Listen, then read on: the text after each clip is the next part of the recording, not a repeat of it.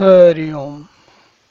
हम लोग श्री रामचरितमानस में सुंदरकांड का पारायण कर रहे हैं और हमने देखा था पिछले सत्र में हनुमान जी लंका पहुंचने के बाद लंका पहले तो गए कूदे पहुंचे वहां जाके उनको लंकनी मिली और उसके बाद वो जो विभिन्न राक्षसों का लंका में कैसे के लोग कैसे क्या रह रहे हैं, उनके घर कैसे हैं, ये सब वो देखते देखते इधर उधर कई जगह घूम फिर के पहुंचे। तो क्या होता है देखिए, लंका में क्या क्या कर रहे हैं। सैन किए देखा कपिते ही मंदिर मौन दीख बैदे ही भवन एक पुन दीख सुहावा हर मंदिर तहाँ भिन्न बनावा। तो हनुमान जी ने बहुत जगह गए और एक जगह पर उन्होंने रावण को भी सैन के सोते हुए देखा। रात के समय गए थे, परंतु महल में जानकी नहीं दिखाई दी। फिर एक सुंदर महल दिखाई दिया। वहां उनको क्या ध्यान गया कि भवन एक पुनि दीख सुहावा, सुहावा मतलब सुहावना, अच्छा लग रहा। जहां पर जाके अच्छा लगा क्या था, हरि मंदिर तहाँ भिन्न बनावा। वहां पर भगवान का एक अलग से मंदिर, हरि का, हरि मतलब भगवान विष्णु का एक अलग से मंदिर बना हुआ था। रामायुध अंकित ग्रह शोभा वर्णन जाए नव तुलसी का बूंद तय देख हरस कपिराय। वह महल जो था श्री राम जी के आयु धनुष बाण के चिन्हों से अंकित था और उसकी शोभा का वर्णन नहीं किया जा सकता, इतना सुंदर था।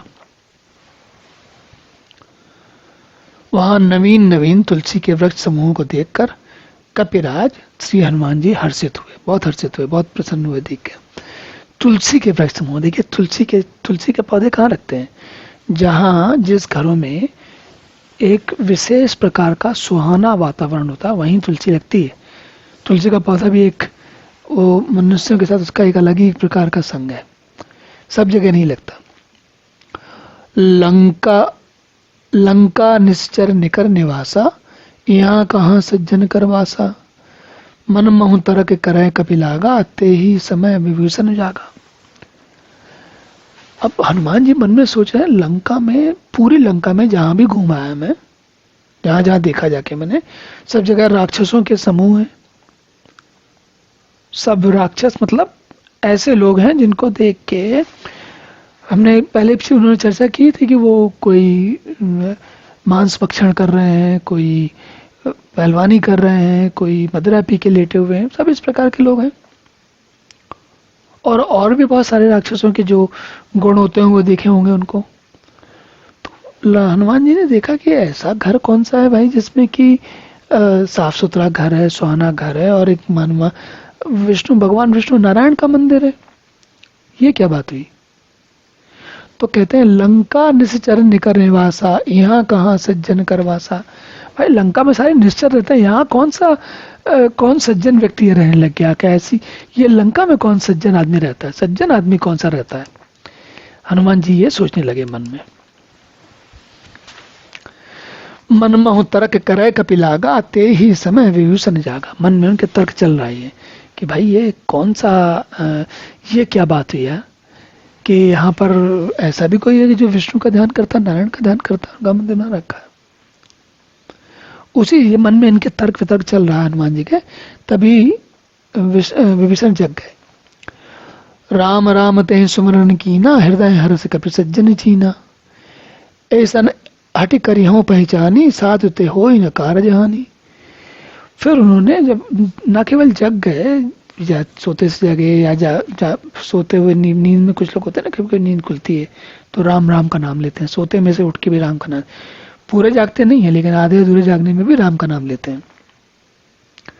तो हृदय जब उन्होंने देखा राम राम ते सुमरन कीना, जब उन्होंने राम राम का नाम लिया, हृदय हर्ष कपि सज्जन चीना, तब समझ गए कपि हनुमान जी समझ गए कि कोई सज्जन व्यक्ति है ये, और उनको जान के मन में बड़ा हर्ष हुआ हृदय में।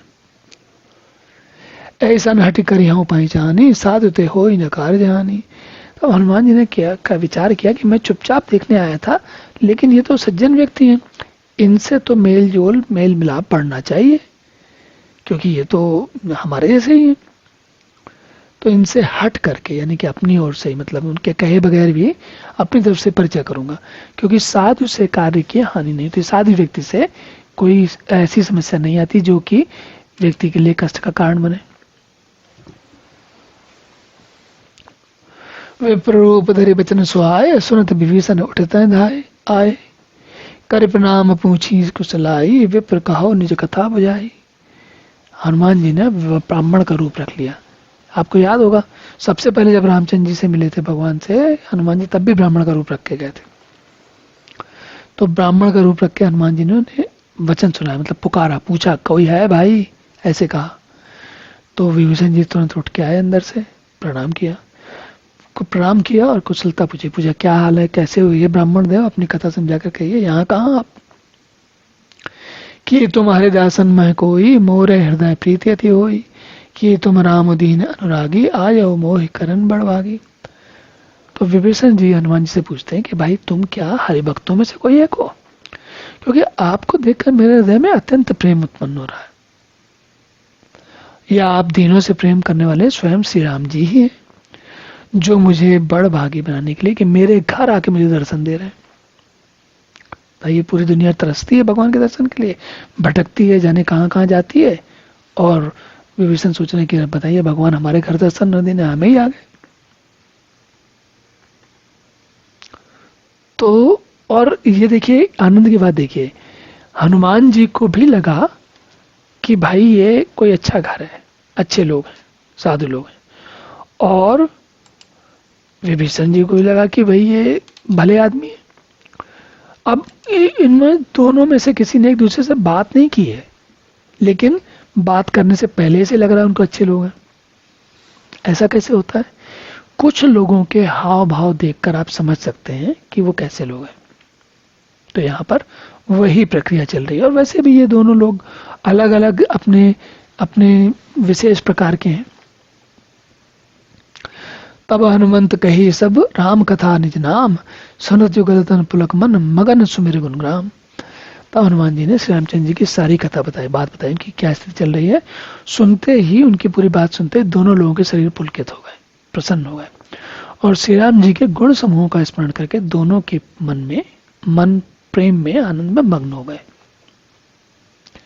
सुनहु पवन सुत रहनि हमारी, जिम दसनन जीव बिचारी।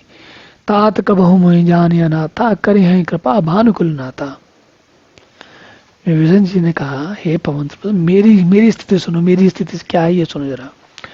तो मैं यहाँ वैसे ही रहता हूँ जैसे दांतों के बीच में बेचारी जीव है। क्या होता है, दांत सब कड़े होते हैं और वो भोजन चबाने के लिए बने होते हैं, और जीभ बड़ी कोमल होती है, लेकिन उनके बीच में उसको अपना गुजारा करना पड़ता है। तो विभीषण कह रहे हैं कि भाई मेरी स्थिति तो दांतों के बीच में बेचारी जीभ की तरह है।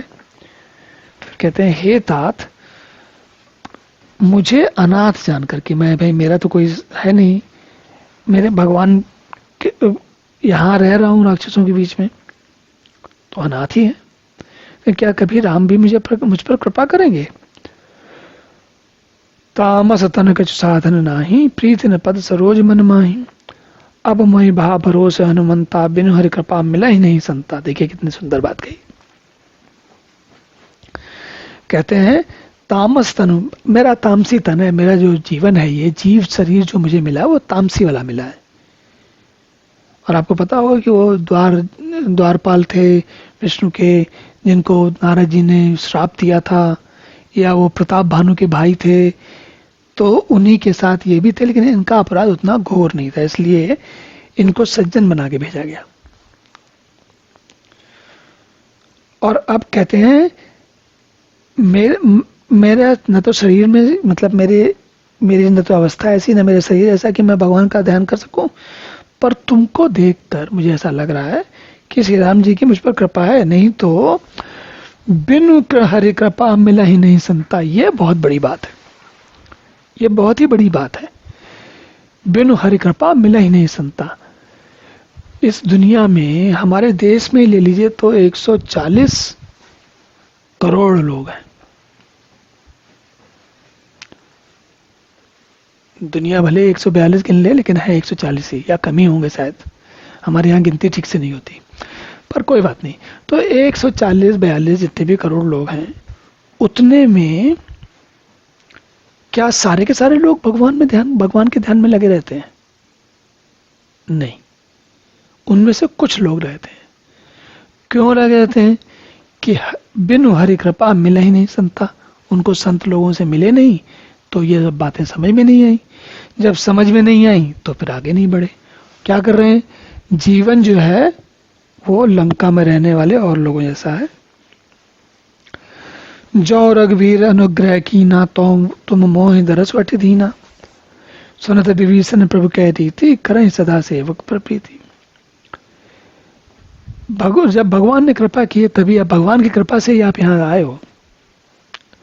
तो हनुमान जी क्या कहते हैं? विभीषण सुनिए, प्रभु की रीति यही है कि वो सदा के सेवक पर सदा ही प्रेम क्या करते हैं।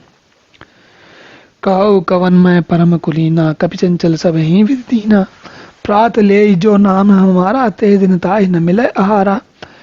कहने लगे कहो कवन, हनुमान जी अपनी बात लगा रहे हैं, विभीषण अपनी कह रहे हैं, हनुमान जी अपनी कह रहे हैं।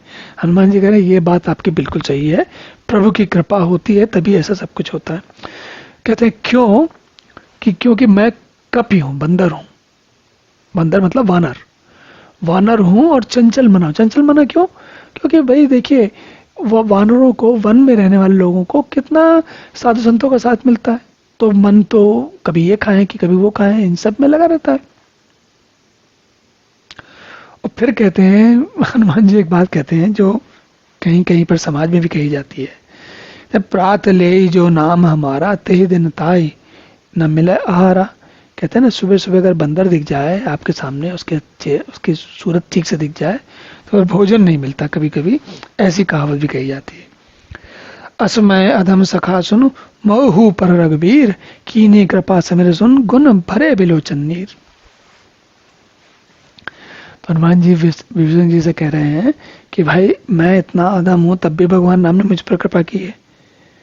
और भगवान के गुणों को, भगवान के बारे में सोच करके हनुमान जी के और विभीषण जी के दोनों लोगों के नेत्रों में जल भराया, प्रेमाश्रमों का जल भराया। जानता हूं अस स्वामी बिसारी, फिर हित काहे न होय दुखारी, एह विद कहत राम गुण ग्रामा, पावा अनिर्वाच्य विश्रामा। जो लोग भगवान को जानते हुए भटकते और चीजों में भटकते रहते हैं, भगवान में ध्यान नहीं लगाते। देखिए यहां पर एक थोड़ी सी समझने की बात है, व्यक्ति 24 घंटे तो भगवान के ध्यान में नहीं रह सकता, कुछ तो काम उसे करने ही पड़ेंगे अपने।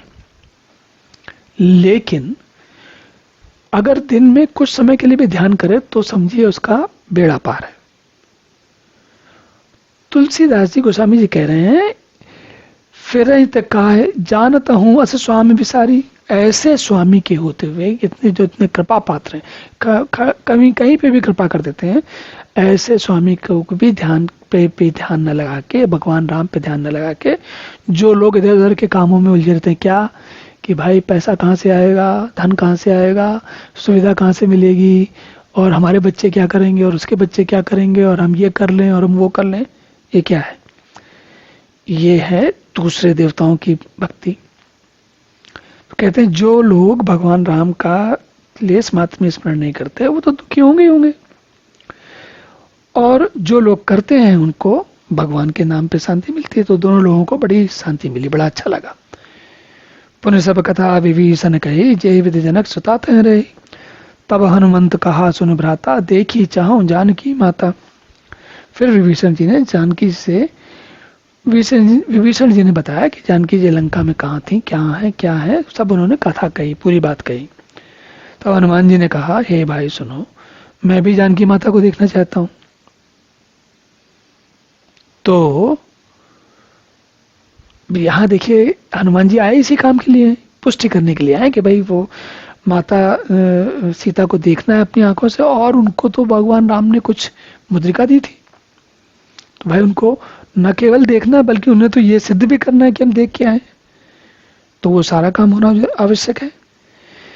तो चलिए अब यहीं तक रुकते हैं, और विभीषण ने कैसे बताया इस बात को अगले सत्र में पुनः देखेंगे। तब तक के लिए विश्राम करते हैं। हरि ओम।